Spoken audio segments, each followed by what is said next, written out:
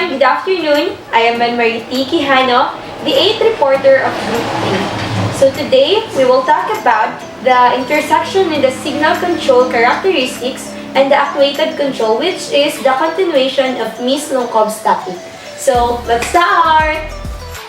One of the most common hazard areas on a road is an intersection because it's the spot where drivers cross paths, whether you're experienced or inexperienced driver. Intersection can be confusing. They come with traffic lights, stop sign, turning lanes, and a lot of other drivers focus on getting to their destination. The best way to safety is to recognize the different types and know the rules and regulation in crossing intersections. Intersections are often described as controlled or uncontrolled. Controlled intersections are most common and refers to those that have stop sign and traffic signals, while uncontrolled intersections are primarily found in rural areas with little traffic, often have warning signs instead of traffic signals and stop signs. For analysis, the roadways entering the intersection are segmented into approaches, which are defined by lane groups. These lane groups are usually based on the allowable movements within each lane and the sequencing of allowed movements by the traffic signal. From a driver's perspective, a traffic signal is just a collection of light-emitting devices and lenses that are housed in casing of various configurations whose purpose is to display red, yellow, and green full circles and/or arrows. There is some terminology that is commonly used in the design of traffic signal controls. First is the indication.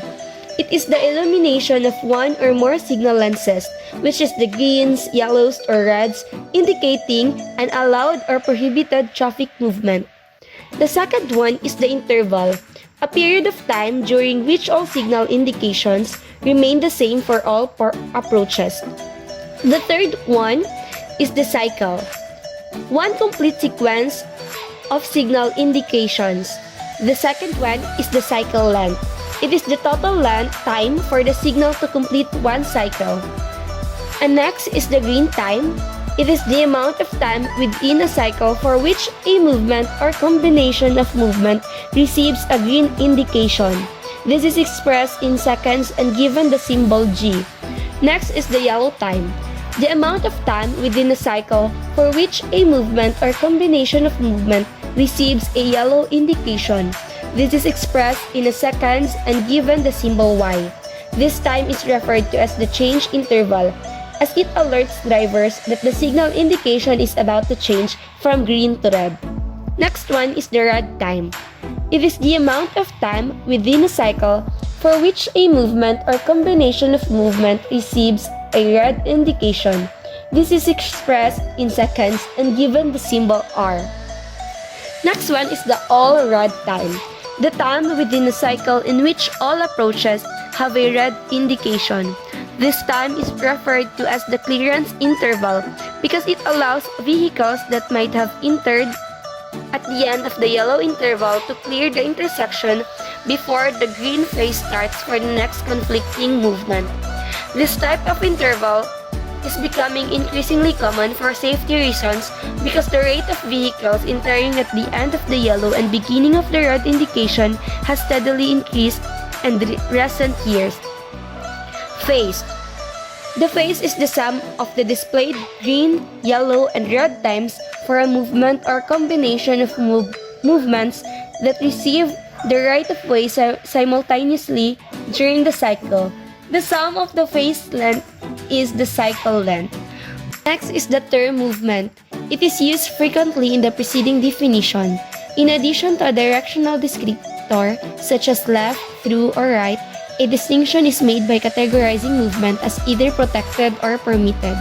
Protected movement is the movement that has the right of way and does not need to yield to conflicting movements such as opposing vehicle traffic or pedestrians, while the permitted movement is the movement that must yield to opposing traffic flow or a conflicting pedestrian movement. This movement is made during gaps in opposing traffic and conflicting pedestrian movements. To understand how these control characteristics are implemented, it is useful to analyze the physical implementation of this concept. The display of the various signal indications at an intersection is handled by a signal controller. Modern signal controllers are sophisticated pieces of electronic equipment. These controllers, when combined with the method of vehicle detection, offer great flexibility in controlling phase duration and sequence. Traffic signal controllers are designed to operate in one or more of the following modes, which are the pre-timed, semi-actuated, or fully actuated. Pre-timed is a signal whose timing is fixed over specific time periods and does not change in response to changes in traffic flow at the intersection.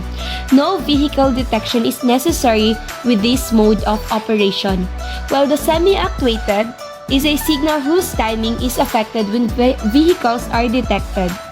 On some, but not all approaches, this mode of operation is usually found where a low-volume road intersects a high-volume road, often referred to as the minor and major streets, respectively. In such cases, green time is allocated to the major street until vehicles are detected on the minor street. Then the green indication is briefly allocated to the minor street and then returned to the major street.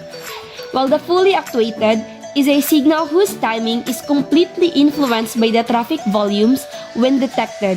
On all of the approaches, fully actuated signals are most commonly used at intersection of two major streets and where substantial variation exists in all approach traffic volumes over the course of a day.